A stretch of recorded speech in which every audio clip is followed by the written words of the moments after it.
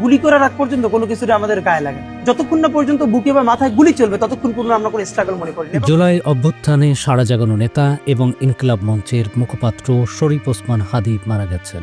ইন্না লিল্লাহি ও ইন্না ইলাইহি রাজিউন। তার মরদেহ 19 ডিসেম্বর শুক্রবার দেশে আনা হবে।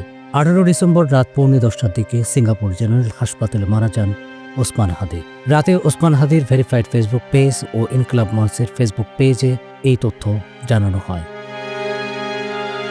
রাজধানীর পুরানো পল্টন এলাকায় 12 ডিসেম্বর আক্রান্ত হন ওসমান হাদী। পরে উন্নত চিকিৎসার জন্য তাকে সিঙ্গাপুরে নেওয়া হয়।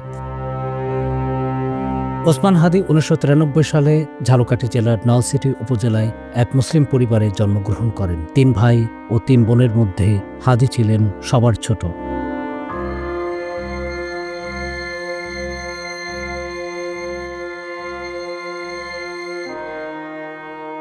4 গুণ শক্তিশালী এনজাইম ও অধিক ফেনা সমৃদ্ধ অরিক সিলভার ওয়াশ মাত্র 70 টাকায়।